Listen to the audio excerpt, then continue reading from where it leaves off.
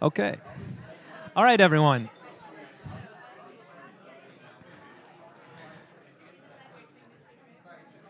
Hello, everyone. Thank you for all of you who were at the first seminar, and we're about to start the next. My name is Tony. I am the Research Translation Associate for Reimagining the Economy. Our next session is on institutions and governance for industrial policy, and I'll start by quickly introducing our panelists. Matt Andrews is the Edward S. Mason Senior Lecturer in International Development at the Harvard Kennedy School. He is also the Faculty Director of the Building State Capability Program at Harvard.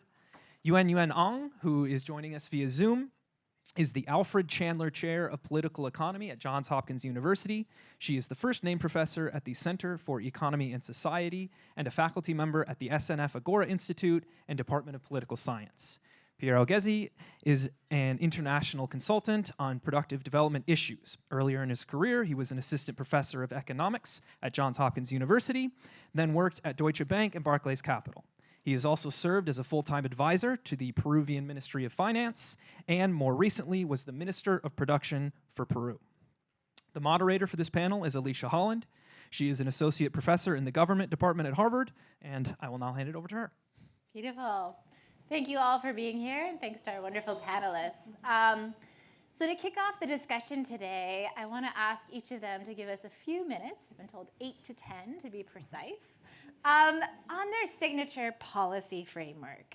So tell us a little bit about the process behind the policy frameworks that you've developed, and more specifically, what kinds of problems can the policy framework that you've been working in address, and what problems cannot be addressed.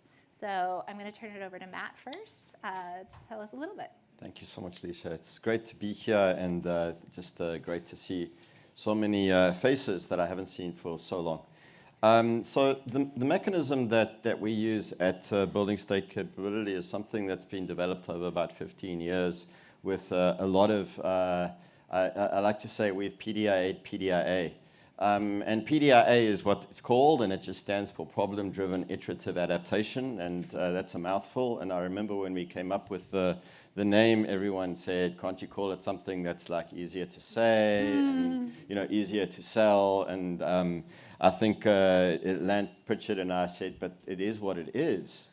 And it is what it is. The idea is that if you want to address complex problems, you need to start with the problem, you need to stick with the problem, and the problem needs to drive everything you do.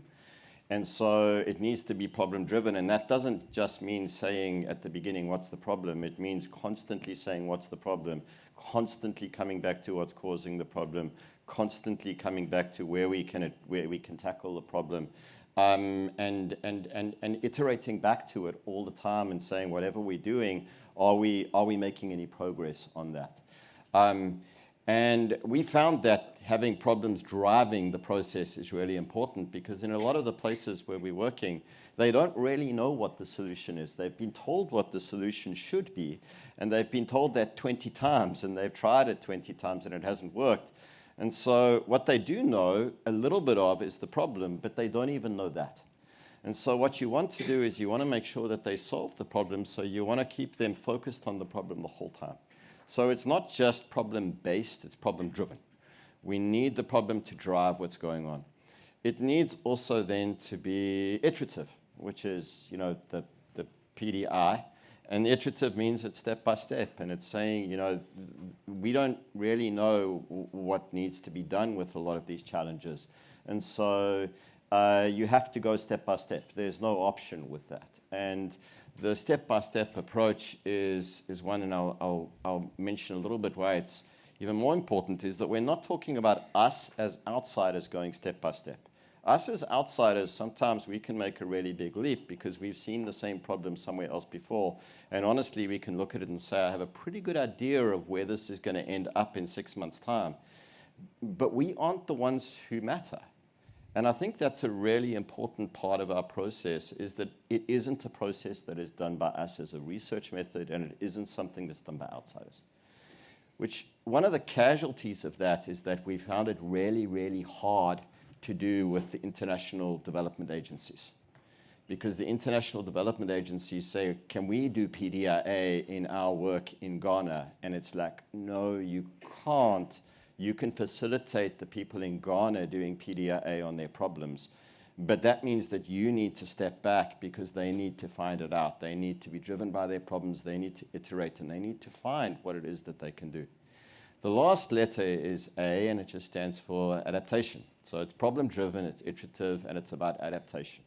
And it's about changing how we see things. And it's about changing how we see the problems, changing how we see ourselves, changing how we see our authorizing environment and our leadership, changing how we authorize and how we lead and what we do, changing the way in which we conceive of and engage with the systems in which we work.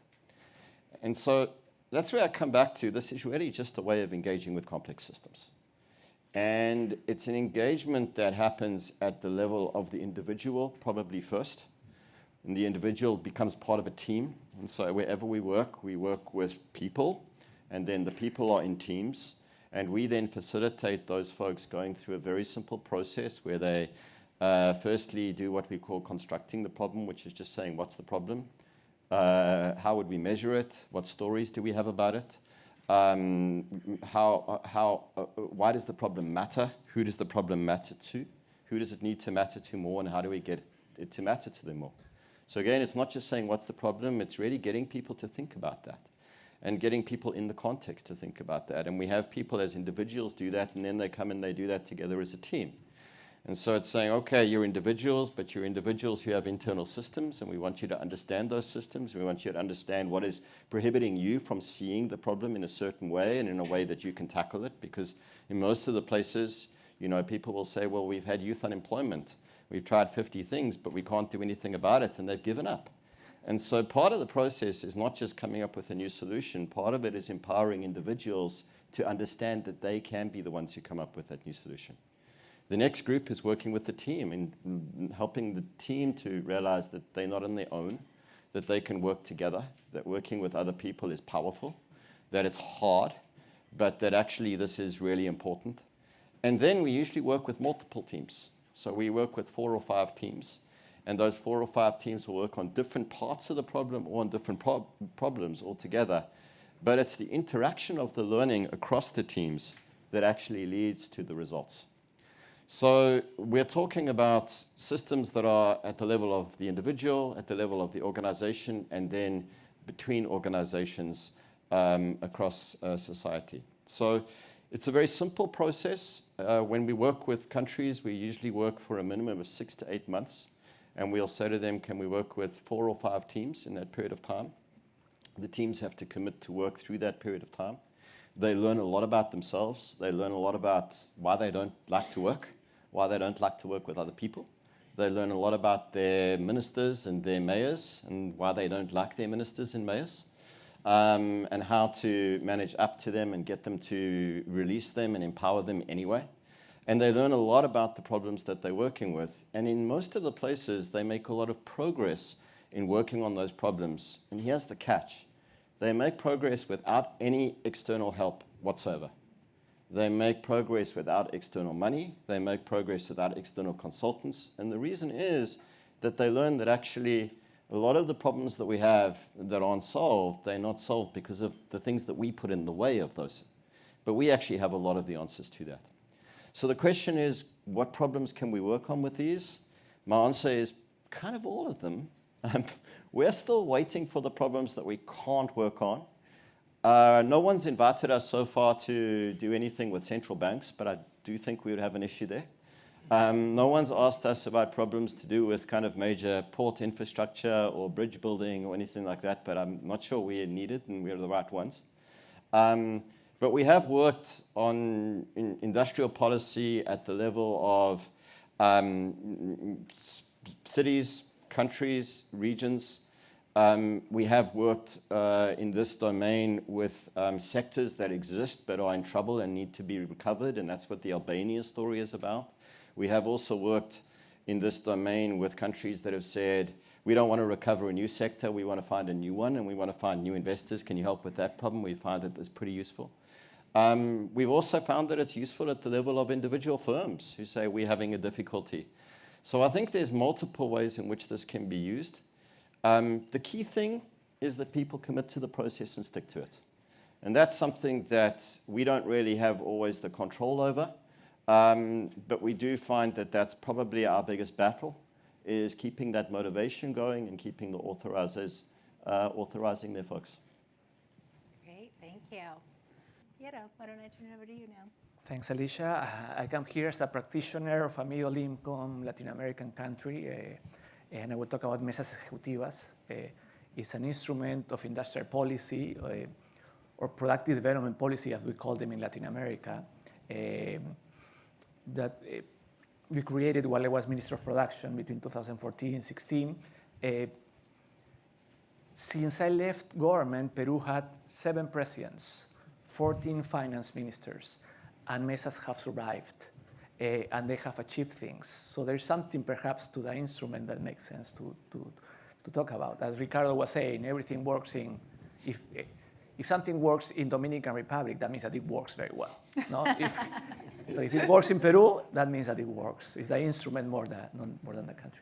So we launched a productive diversification strategy when I was minister, and our initial reaction to decide which sectors to pick was to hire McKinsey, a large consultancy firm, to decide which sectors, et cetera. We decided against it for 2 reasons. It was expensive, and they were going to take a long time. So I had 2 years before the president's term was over, and the consultancy firm was going to take 14 months to write the report.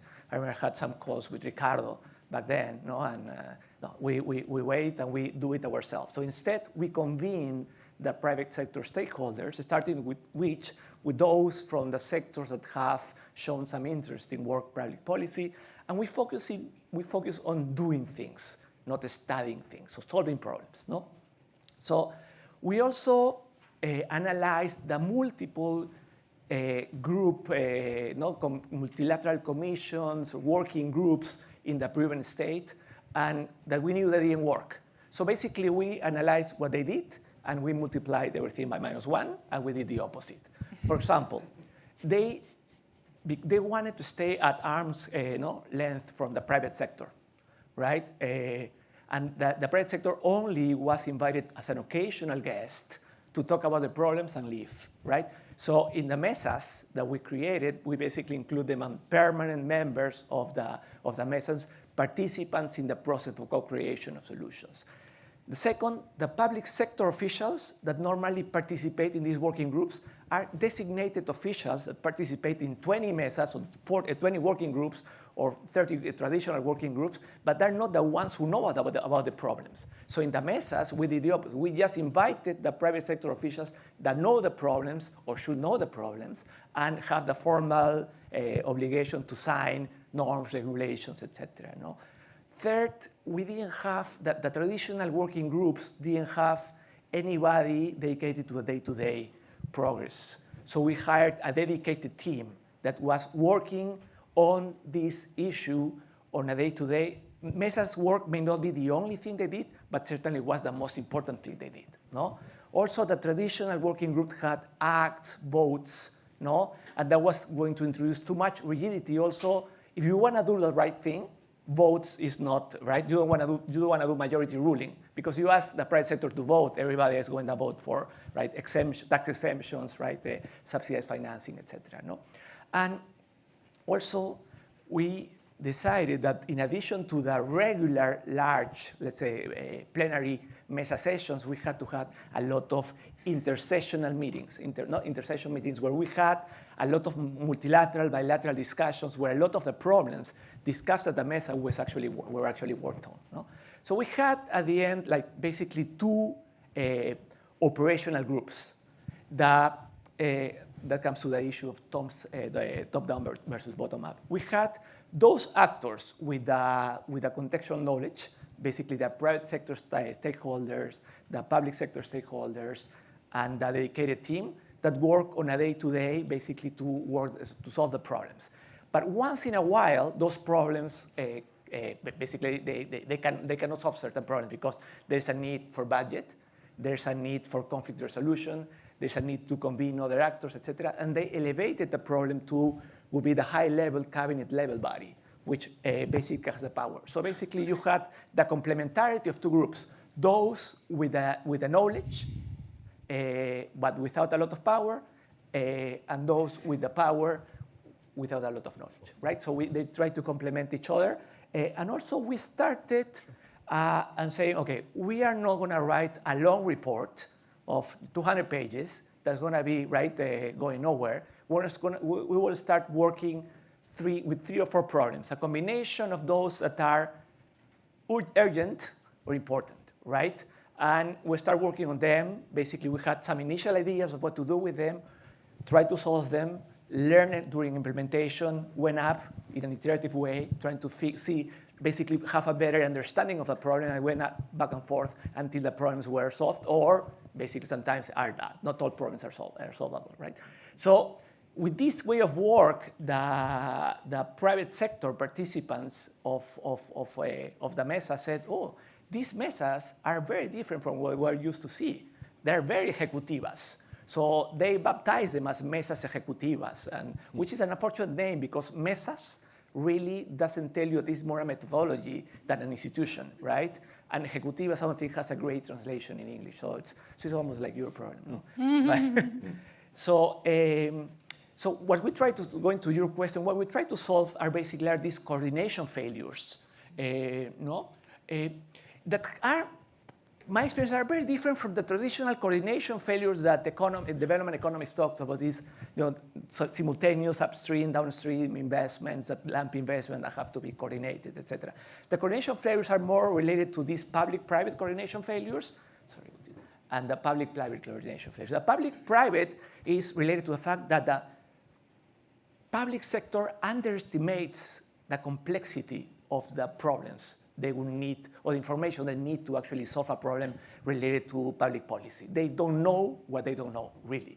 And the private sector understands the problem, but normally their solutions are very simplistic, band-aid, facile. Give me a tax exemption, give me a subsidized financing, and it's an easier way to do.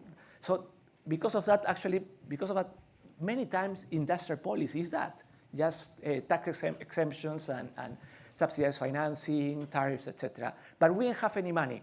So it was easier for us to say there's no money, at the beginning at least, to work with this, right? Beautiful. So the public-public coordination failure is probably more pervasive than even than the public-private, because first, the modern state, if you call Latin American states as modern, but the modern state works as watertight compartments. Nobody talks to each other. No, the entities do not talk to each other. And over the last, let's say, 20 years, there are more standards in environmental standards, labor standards, social standards, everything. And there are new entities, right, that do not work with each other. Then actually the coordination failure problems have been exacerbated. So I could keep going on about the conceptual problems of the mesas. Maybe I go with a couple of examples of the stuff that they solve, right? Individually, they are small, but the idea is that the accumulation of them are large. It looks to me like the productivity losses for the private sector is like the death of 1,000 cats, right? So many things that accumulate. And so, for example, of things that happen because of these coordination failures. First, government entities that do not understand the difference ask for unrealistic requirements, because they don't differentiate sufficiently between small producers and medium-sized producers, medium and large-sized producers. No? For example, we had in aquaculture, right? You had many aquaculture producers, small producers, had authorization for concessions, but they didn't have the sanitary authorization. And the reason being because the National Fisheries Sanitary Agency asked for very restricted requirements, right? And nobody was able to fill it. Only the large companies were able to fulfill those requirements. And what happened is that everybody was informal, right? Because by decision, almost, you decide informality. And the side effect is not only that they're informal, but is that you could not differentiate, because of that, between those producers with the skills, capabilities, and attitude to improve, and those who don't have those ideas, right? Those inclinations. So it's like asking, as I was saying earlier, right? If you ask what's the average height of a Peruvian, if you ask everybody below 7 feet, right, of course, you don't get any information, right? So it's the same thing. If the standards are so high that you cannot tell the difference within the informal sector. Second stuff, transversal entities that do not understand sectors, right? Because of this, let's say the labor authorization agency, because of safety issues at work, asks aquaculture producers to use metal-toed boots, right? Mm-hmm. Because it was great for construction and mining. But if you are in a sea platform, that's very, very dangerous, right? And of course, that was against what SUNAFIL, is what SANIPES, the sanitary agency, asked, which is plastic boots for easy disinfection, right? Another stuff that is interesting was some agencies that do not internalize the cost of their actions. For example, CERFOR, right, is in charge of forests and plantations. But they are also in charge of approving the environmental impact studies, right, necessary for all private and public investment. So just to take, if a mining company wants to start an exploration, they had to ask for some sample collection, right? Very easy. With that information, you then do the environmental impact study, and then you present it to another entity. But there were only 3, because it was not part of their core competences, right? Therefore, they had 3 people part-time, right, working this issue. They had a backlog of 300 pending approvals, right? So what the MESA did is work with CERFOR, generated the guidelines that were correct for this exploration, and second, and it gave them budget to hire people. So you went from 3 people to 40, 3 part-time people to 40 full-time people, and you had, the backlog was eliminated, no? Tourism, right? It's small stuff, but I'll give you ideas, no? Tourism, right? Recently we talk about tourism, right? The Ministry of Tourism, right, is in charge of enhancing the value of the touristic sites. But they don't have, but this requires not only enhancing the own site, but also make the complementary investment to make the touristic site more attractive. But that's a competence of other ministries. And at the end of the day, what you see is those ministries do not prioritize. So what the MESAs did was to try to make sure that MINCETUR, in 20 pilot projects, have the ability to do everything now, right? And now Cusco and Arequipa, that was the pilot project, Cusco and Arequipa as gated entrances to Machu Picchu and the Colca Canyon are going to do this sort of intervention. Where the Ministry of Tourism can do a lot of stuff like with the solid waste management, right? Access roads, tracks, signage, etc. Right? Just to probably I'm taking too long, but just 2 more things. So what you see, couple of lessons from the MESAs based on these experiences, right? As I said, they're small things, but at the end, the productivity losses are the consequence of a lot of very small stuff, right? Sometimes we want to make huge stuff, but it's very difficult to sometimes to make. Can we do industrial policy? Can a typical Latin American country with a weak state do industrial policy? Is that just Southeast Asia or some developed countries, right? My answer is that yes. I mean, we actually do more. And this MESA type of approach actually can be useful for doing industrial policy because you work with the state capabilities that you have, not with the one that you wish to have, right? For example, it helps, what we have seen it helps building state capabilities. Why? Because you work with the private sector. So use the knowledge of the private sector. After a few months working together, the public sector officials start to learn much more about the sector than what they used to know before, right? Second, you focused on the problem-solving mentality, and that changes inertia, that changes this idea of lack of coordination.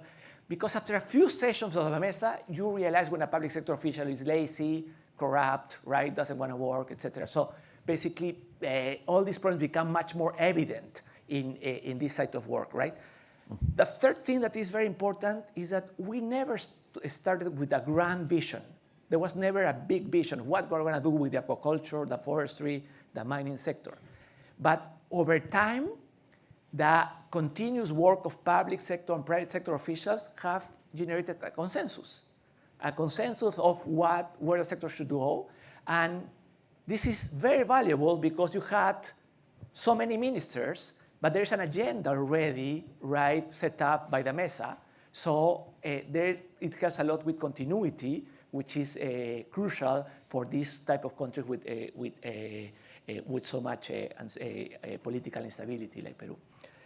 And another stuff that I think it helps is that really we focus on solving problems that is much cheaper than actually giving tax exemptions, subsidies, etc.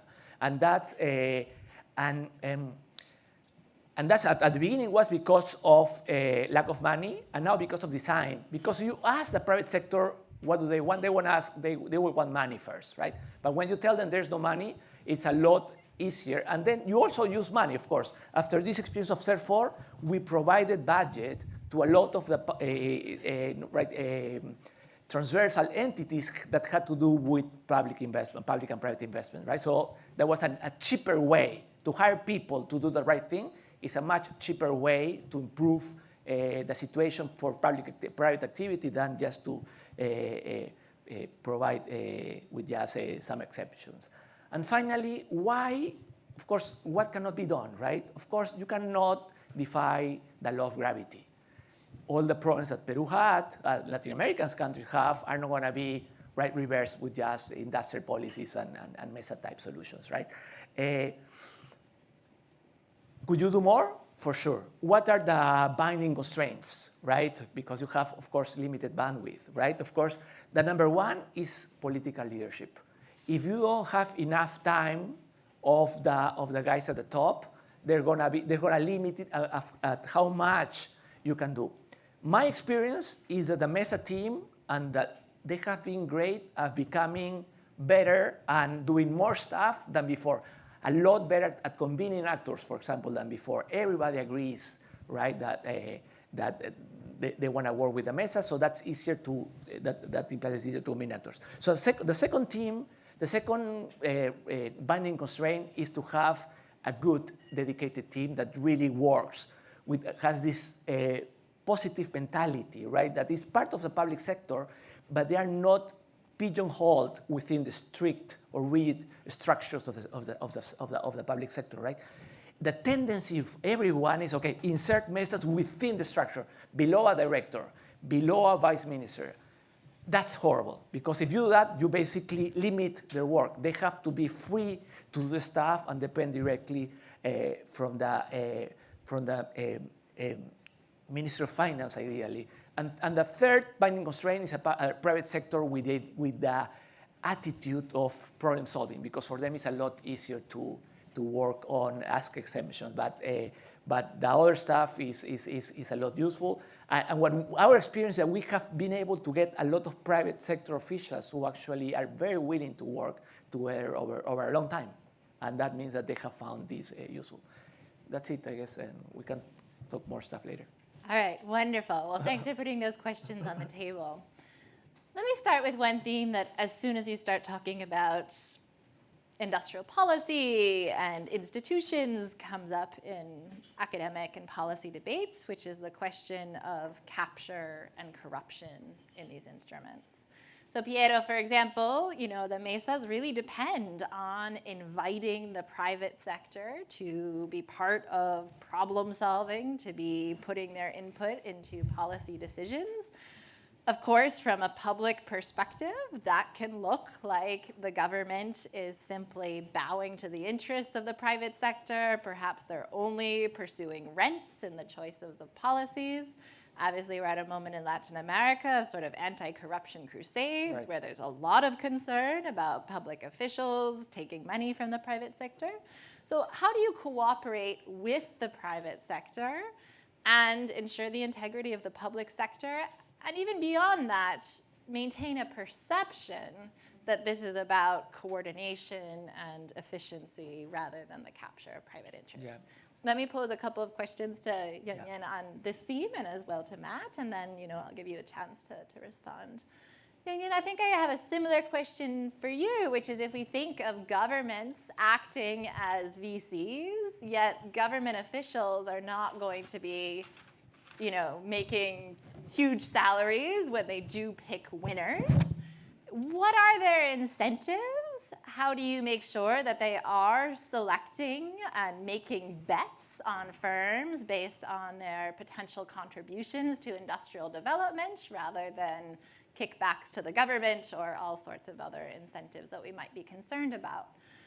And Matt, I have a slightly different question for you here, which is, in a certain sense, problem solving can uncover many inefficiencies and ways in which governments have been captured. That means governments are probably most likely to invite you into problem solve in areas where there isn't a lot of money at stake and there aren't a lot of rents being touched. How do you make sure that these teams are actually tackling the most important problems where there are vested interests and potential challenges of capture? All right, why don't we go in reverse order this time to mix it up? Piero, do you want to start a bit on the perception of public-private capture? Yeah. Let's worry about the fact of corruption, right? Corruption, of course, is very pervasive in Peru. Mesas help, actually, first because they are very transparent. So everybody is in the sessions, and the private sector actually self-regulate because you have private sector official participants from very different companies, subsectors of value chain, and they know that they cannot ask stupid or crazy stuff. Also because, remember, we are taking off the table all the tax exemptions questions, and that helps a lot. But there's something else, that because this is a result of a continuous discussion that takes weeks or months, there's a consensus built, right? It's difficult to have a consensus on corruption, right?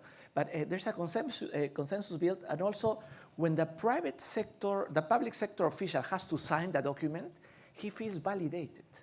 So I think one problem you are not mentioning, but it's very important, is that if you try to say, okay, if you impose something on a public sector official, but he has not been part of the solution, he's gonna boycott it. Right? So what we are getting is a lot of buy-in from the public sector that I think is crucial. My successor, when I was Minister of Production, said, the best mesa is my desk, right? That's the opposite of mesas ejecutivas. So you could not have, right, just the minister talking to the companies. That's exactly the opposite of what we do. We convene many actors, the ones that make sense, and you try to keep the discipline, right? We haven't seen, we had like a few periodistic reports, right? Journals, etc., trying to ask about the mesas, and up to now, everything, right? Because asking how come do you meet with the private sector, etc., and there haven't been issues of corruption. We had many issues, but not corruption at the mesas. Mm-hmm. All right, why don't we go to Yuen Yuen? Yeah, thank you very much for that great question. I think I would start by saying that as I listen to the other panelists speak, it makes it puts in sharp relief how China is different, because I noticed that the other panelists would speak about the public and the private as separate entities.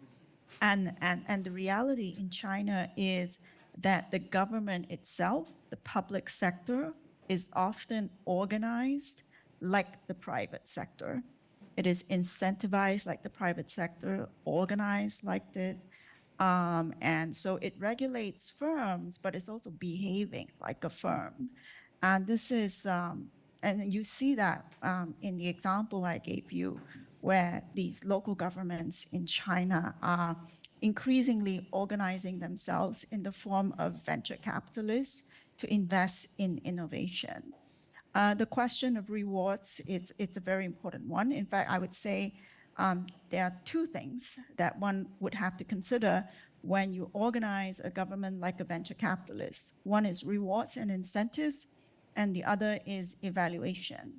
On the question of rewards and incentives, I must admit that I do not yet have a firm answer, but I have come across cases where the officials within these government guiding funds appear to be investing some of their own funds. That's a bit strange, but it is not that strange when I think about my research of China in the earlier days, where the government agencies were organized like companies and had distinctly high-powered incentives. They received high bonuses for their performance. They used their personal resources to achieve public goals, and there's a real blurring of the public and private. So if this practice is carried over into VC investment of innovation, I wouldn't be surprised, but I do not know how prevalent this practice is. The other interesting and difficult question is, if these governments were organized as VCs, how do you evaluate them? Evaluating officials is very important in China because the evaluation criteria is the accountability mechanism. It's the equivalent of elections in democracies. And when China was in a traditional mode of the economy, it was relatively easy to evaluate officials according to things like GDP growth, exports, or industrial output.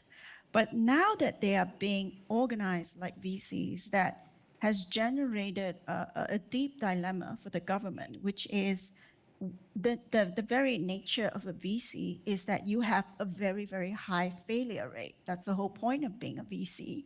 But that's incompatible with the governmental norm of not making mistakes, right? And so this has been a subject of intense policy debate in China.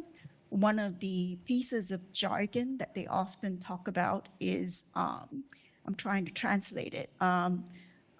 It's called it's called tolerance for risk. Yeah, tolerance for risk.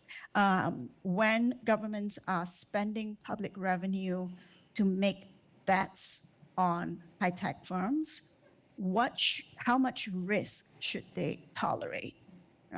Is it okay if 90% of their startups fail?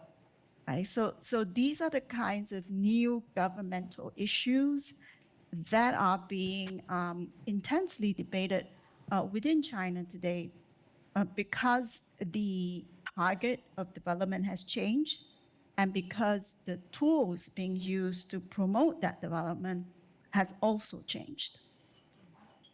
Great, thank you so much. All right, Matt. I'm glad I've got a long time to think about that.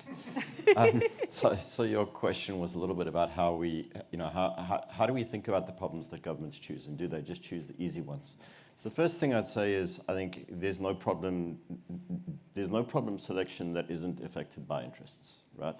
Nothing is neutral. Second thing is it's not mine to choose, it's theirs to choose. The third thing is I don't think that there's such a thing as the government. I think that there's a whole lot of different actors who are engaging with you. And I think that their interests are often in conflict with each other. And so you get a bunch of really interesting situations where problems get chosen. And sometimes you might even be in a situation where actually the problem that is being put in front of you is a problem where the person who's putting it in front of you knows that there's something bad there and they want you to uncover that, and they're hoping that that's a product of it because it's going to be somebody else's job that's jeopardized and not theirs. I would also say with our work, I don't really kind of say I'm here to fight corruption. I don't really have an interest in that. I used to do that, and it failed very miserably. Mm-hmm. I'm really interested in corruption as a dysfunction that occurs in systems, and that dysfunction is often problematic, but it stands with a lot of other dysfunctions. One of the dysfunctions I think maybe even more pernicious is the dysfunction of sending people to get trained and never ever allowing them to actually use their training, which is a different thing that we don't speak about very much. Right. Another dysfunction is because we're scared about corruption that we don't let people speak to each other, and we tell the public servants not to speak to the private sector. Okay. So what I would say is, I don't think that in any problem that we've ever worked with ever, have we not very quickly run into dysfunctions that are uncomfortable for the people who asked us to come there. And I think that it's partly, the approach that we use is not an approach that says, hey, we're going to write a report. It's very much the same as I think the MESAs is you're getting people together and you're saying what's really going on here. And as soon as you say what's really going on here, you run into things that are really, really messy. Personally, when we've run into really hard corruption, and this is actually, I'm glad you raised it, it is one of the things that we are very careful about and could be, we're not going to go there. So, some people might say, but surely you want to kind of tackle corruption. And it's like, well, the people who are working are the people in the system. And if you start off in an area and they're going to tackle some huge corruption, you're putting them in jeopardy in their system. Their system, like corruption is problematic. Corruption is a scary thing. So sometimes, we steer clear of the binding constraint, and I think I say to a lot of my students, they'll say, we want to start at the binding constraint. And I'm like, do you really, really want to die before you begin? I really believe that. I'm like, let's start with something, that is more tractable. Mm-hmm. And I'm not talking about just getting something that isn't really a problem. I'm saying let's find a problem and let's push into a problem and let's empower ourselves to say, hey, we can actually do something about this. And then let's go to the next one. And then let's go to the next one. And let's work our way towards that one that is impenetrable, that one is too scary, that one that is kind of the third rail, because you don't want to start there, because you want to empower and build the capability to move on. What we've actually found, interestingly enough, is, again, because this is a systems approach, sometimes when you start in those other places and you start to kind of make improvements and the system starts to see that it can engage in different ways, you find that those behaviors actually sort themselves out. Mm-hmm. Sometimes people change. Sometimes they don't.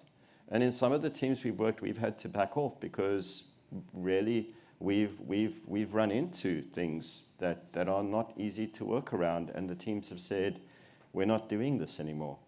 And I think that, because this is an iterative process that's about learning, one of the things that the process allows is to learn when it gets too hot, and then to help people understand how do we engage with that. And I think that in a lot of systems, people just choose to steer very clear from those areas that are too hot, and they never hit them. If you say, well, we're doing something different and we're going to take you straight into the fire and you're just going to burn, they're not going to go. But if you say to people, hey, we want to go close to that, and you end up there and people get used to that over a period of time, that's a capability that in a lot of these systems is precisely the capability that will lead to less of that behavior in the future. Mm. So, I don't go looking for corruption. Unfortunately, I think we find it all over, but we find it with a lot of other dysfunctions. The people who need to address it are the people within the system. So I think you want to go at a pace that they can absorb so that when they get there, they are confident enough that they can do stuff. And so that means starting in some other places sometimes. I think that the key thing is that in the process, you need to maintain the legitimacy of what you're doing. And so if you're in a situation and people are saying, well, why are you working on those softballs? Because this is the real thing. That's problematic, right? Or if the way that the team is working is perceived to be corrupt, perceived to be there's too much favoritism, you need to think a lot about that. And in the design of what we do, it's one of the reasons why we'll have multiple teams, for instance. So if a country says, we want to develop sectors, and they say, we want you to working on the telecommunications sector, help them to grow. First thing is can we work on 4 or 5 others? Why? Because people are going to say, why are you working in telecommunications?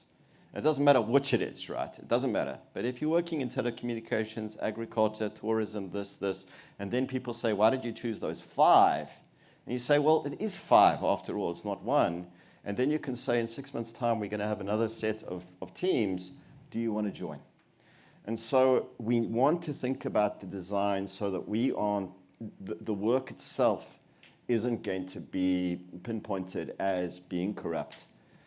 but when we hit corruption, we're very, very, very sensitive to it, to be honest. Very, very sensitive. And if people choose something that is too hot, I'm much more likely to advise them to go into a cooler space than a warmer space. But you know, that may be my character too, I don't know. I have one. Can I comment on what he said? Okay. I think we underestimate sometimes how much the, let's say, incomplete contracts or incomplete regulation leads to government inaction.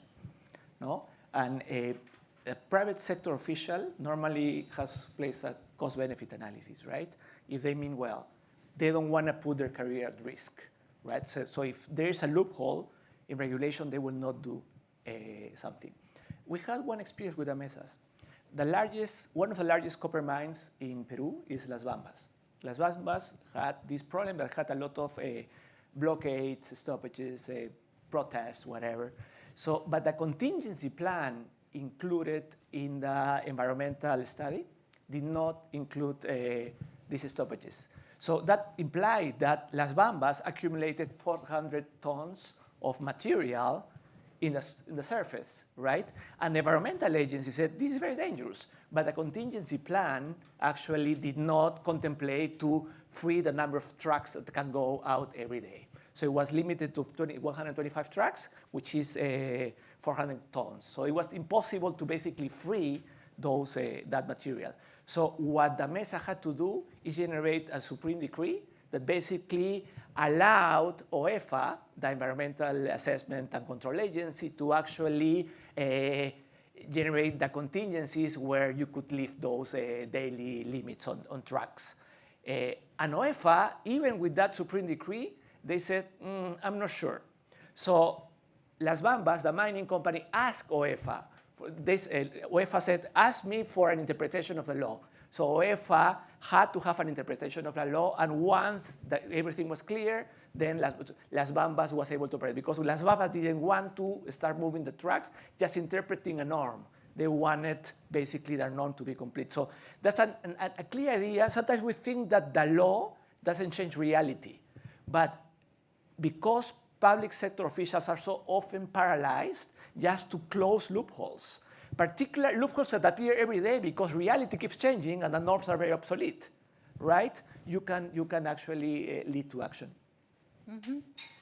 So I think I want to pick up on some of these themes around risk that Yuen Yuen put on the table, and I think also comes up in the Las Bombas example. So maybe starting with you, Yuen Yuen, you know, as you said that, you know, the Chinese government is thinking about the tolerance for risk and how do you sort of have public sector or governments acting as VCs, you know, one of the things that came to my mind is that the government is actually willing to recognize that companies are failing, and that I want to hear more about how the government is actually essentially withdrawing from these bets. When we think of a lot of democracies and we think of past eras of industrial policy, in a lot of cases, the challenge is once you've made a bet, you keep propping it up and you're not willing to recognize that something has failed. So how are these governments as VCs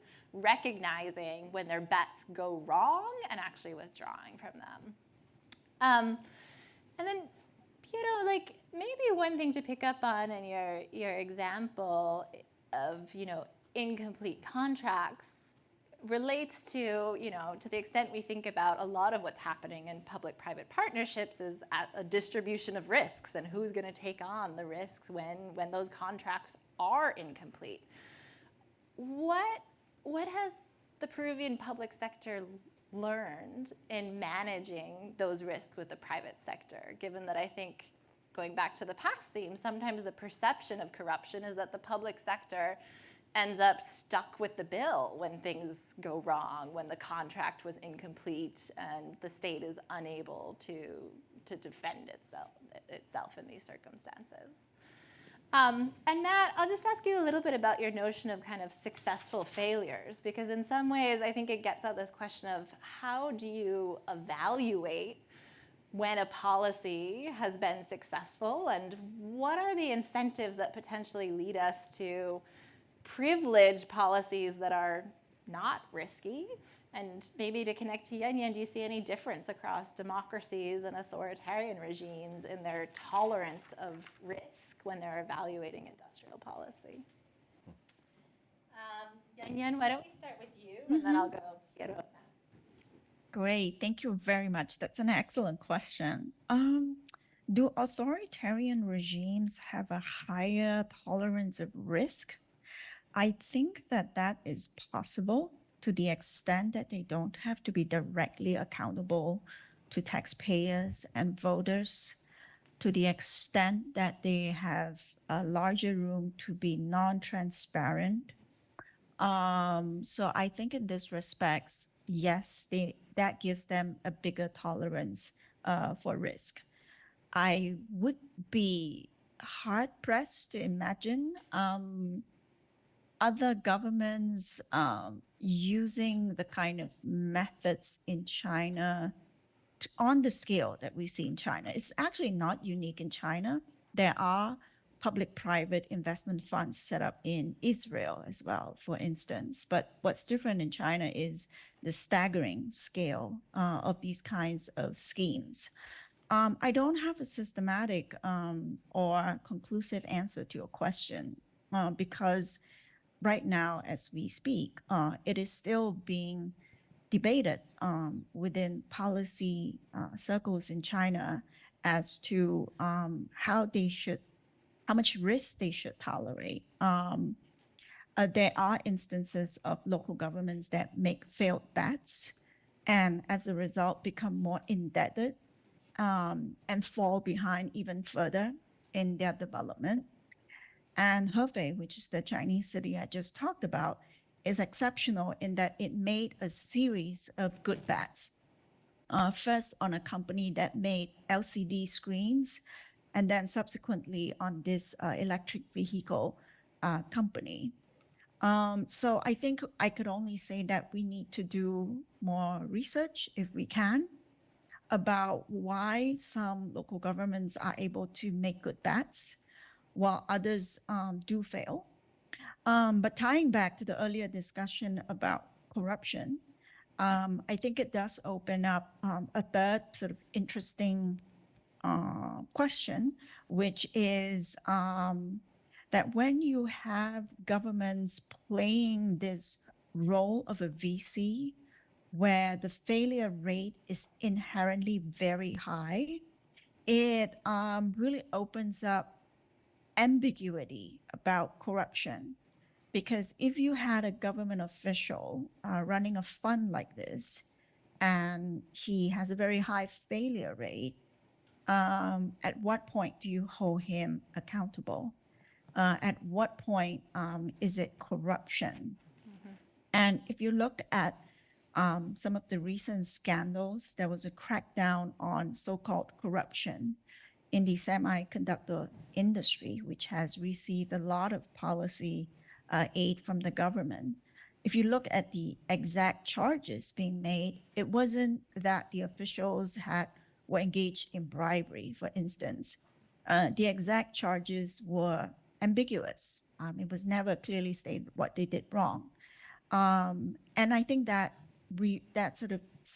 that indicates sort of the ambiguity being brought into the situation where you have governments doing activities that are inherently high risk.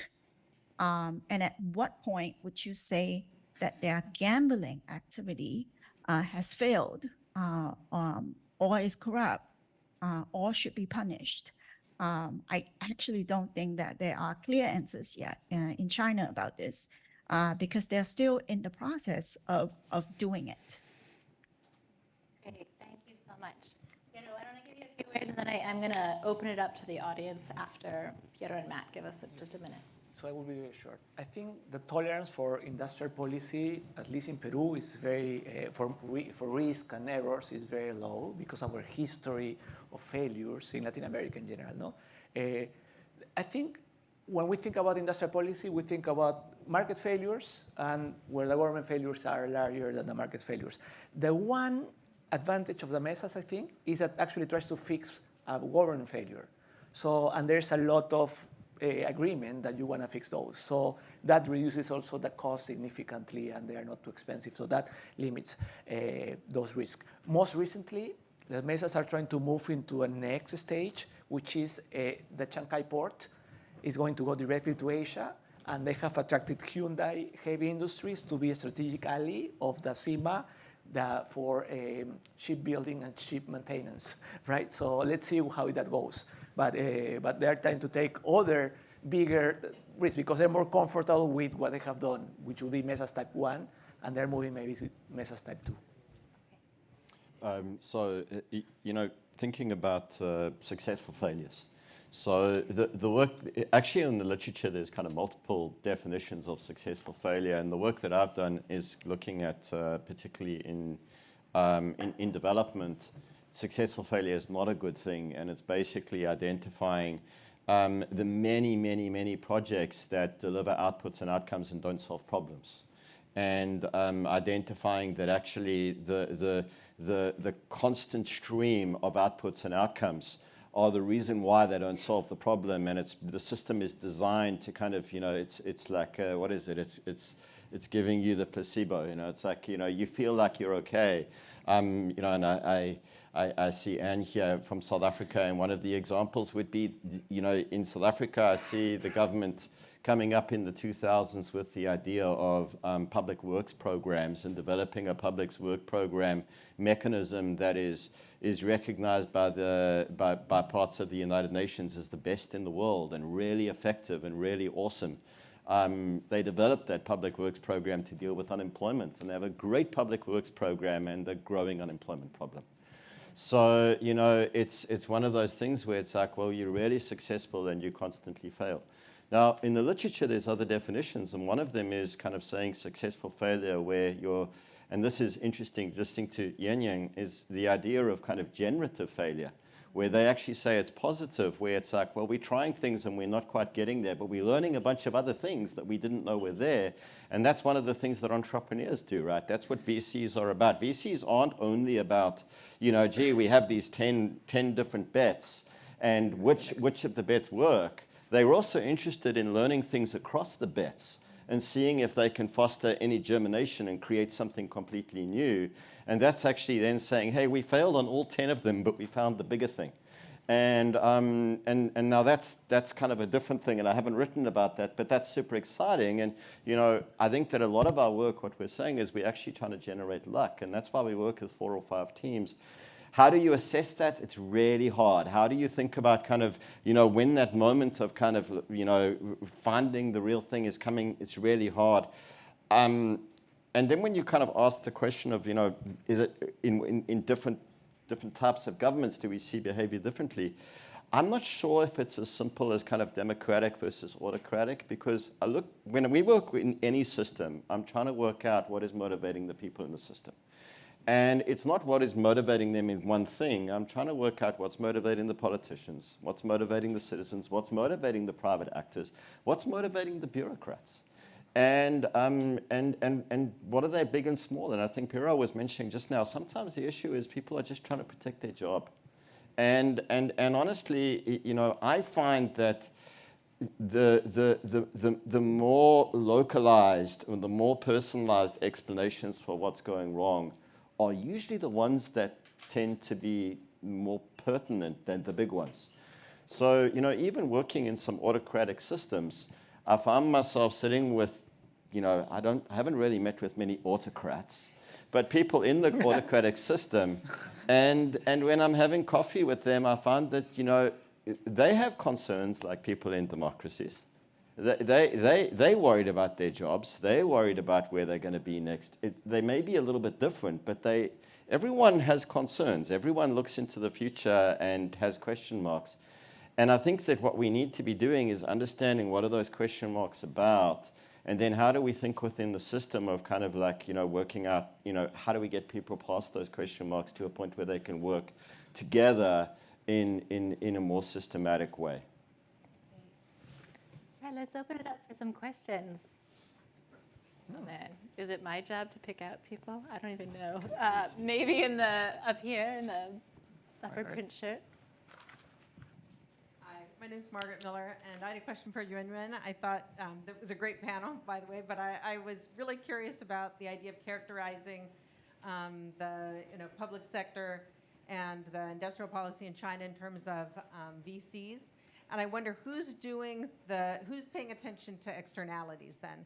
So like if you're going for highest risk and highest return, where is the calculus around social, environmental, pollution, all these kinds of things, labor, coming in, who's doing that? And I'm also was just curious, do you think that this approach to being very risk-oriented now is across the whole public sector, or are we talking just about the group of people that would be focusing on industrial policy and kind of very specific kind of economic growth issues?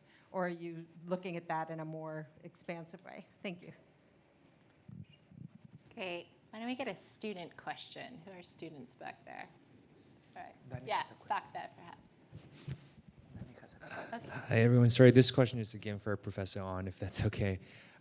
So I think your framework of the VC model of government industrial policy in China, it makes a lot of sense, and it's really elucidating for us. But my question is that the ability to do that was partly fueled in the past because of the ability to generate huge trade surpluses, as well as the property boom in China. Because of the recent challenges in the property sector, do you see that trend reversing, the VC model reversing in China? And more broadly, I guess this is a question for all the panelists.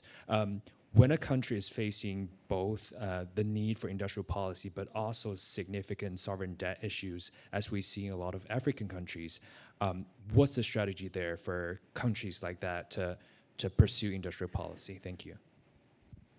We maybe get one more question. I said, Danny, you had a question back there. Yeah, I thought this was a really great session, particularly for economists, because when economists discuss industrial policy, then at some point the conversation comes to state capacity and it stops there. So that's our primitive, right? So you can do industrial policy if you have state capacity. You can't if you don't. And what nice thing about this conversation is it basically just completely endogenizes state capacity and just says, look, here's how you can go around and build it in a number of different ways. And I'm struck by the differences, perhaps more by China on the one hand and the other two on the other. But so I'm trying to think about what what your respective primitives are, in the sense of what is it that the context in which you're working has to have in order for this thing to work. Now you refer sort of in passing to some of those things. Yuen Yuen Ang mentioned sort of China, of course, has so many specificities, but clearly that the way that the government might have been organized in some ways as private firms, that's wow. I mean, that's completely different.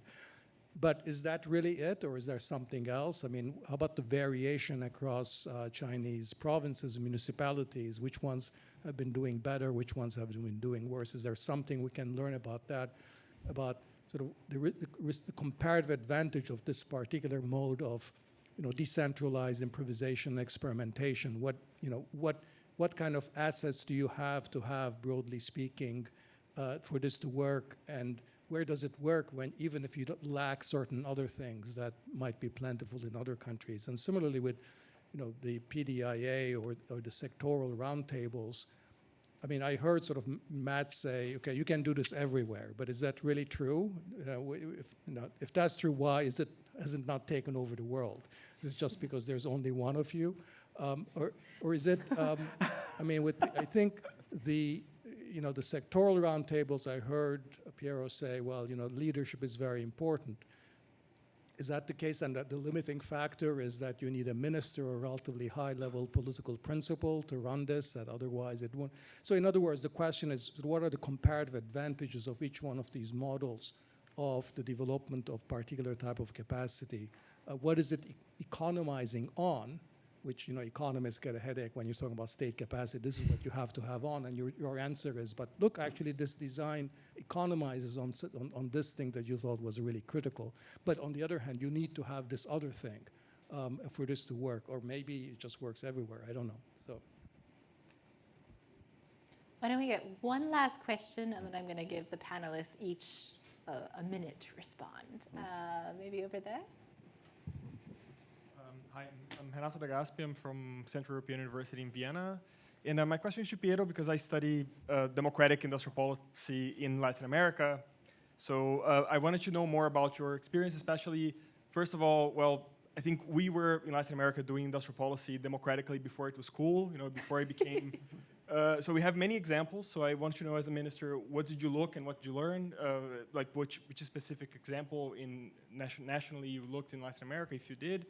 Second, if there, other than the private sector, like private business owners and government, which other stakeholders did you activate in the mesas? If you can give some sectoral examples, and also, last ones, I swear.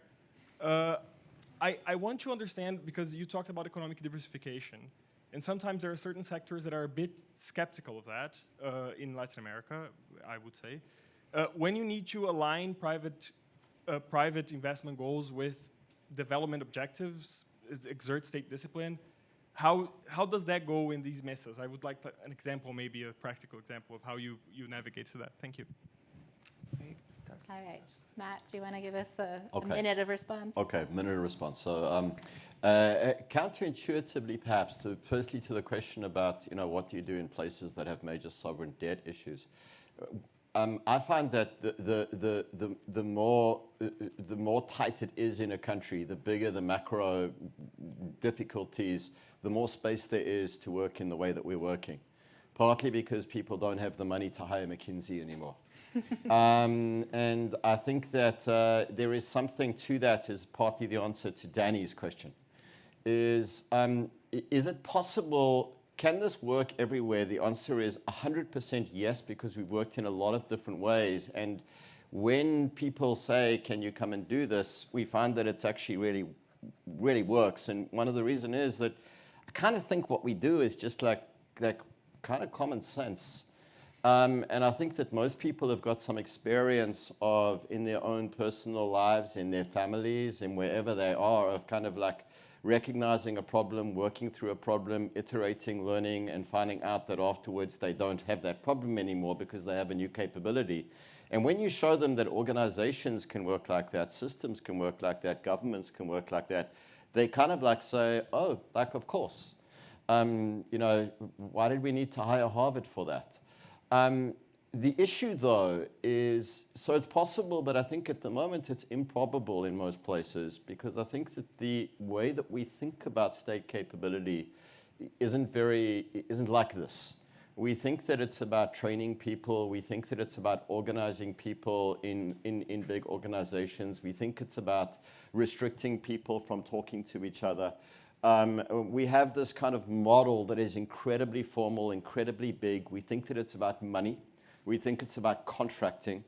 And I think that there are a lot of ways in which we think about capability that make it very hard for people to work in this way. So what do you need? You need to have that burning platform a little bit, where people say, hey, we have no more money anymore. We can't hire any consultants. Can you help us? We're willing to try something new. We're willing to try something that just starts from the bottom with our people and sees what they can do if we organize them in a different way. And that would be the major thing is, we often say you need an authorizer with an itch. Somebody who's saying, I'll do it in a different way. And to me, it really, my experience is it's that simple, but that isn't simple, because those authorizers are pretty rare. Great. Piero, last word. Last minute, okay. Sovereign debt issue, sovereign debt sustainability, the mesas try to basically avoid spending too much money, so actually are more useful precisely to those countries that do not have much money. With respect to this issue of how these problem-driven approaches are, how extensively can they be used, I think the mesas actually are a public management tool, are not an industrial policy tool, because coordination failure actually are very pervasive in the state. And we had a mesa of public procurement, for example, right? That was boycotted by the Minister of Finance officials, but still, that mesa operated for some time and they closed.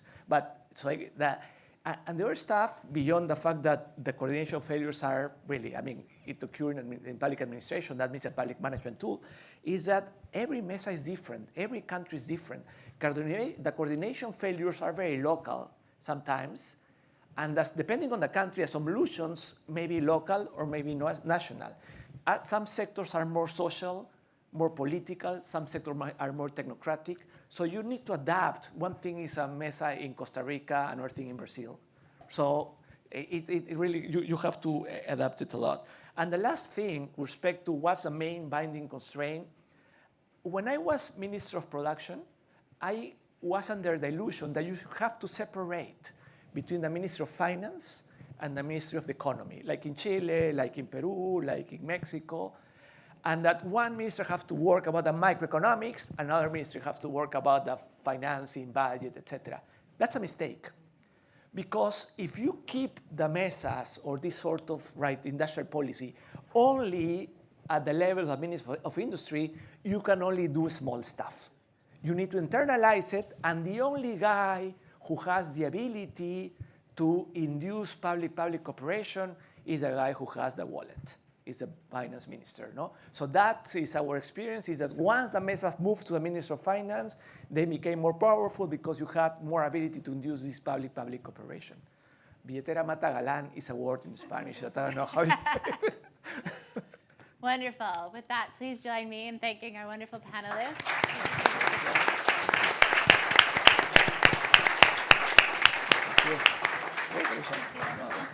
Pleasure seeing you. Great. Thank you, Alisha. So nice to chat. Thank you so much. What a pleasure Fun, meeting whatever. you.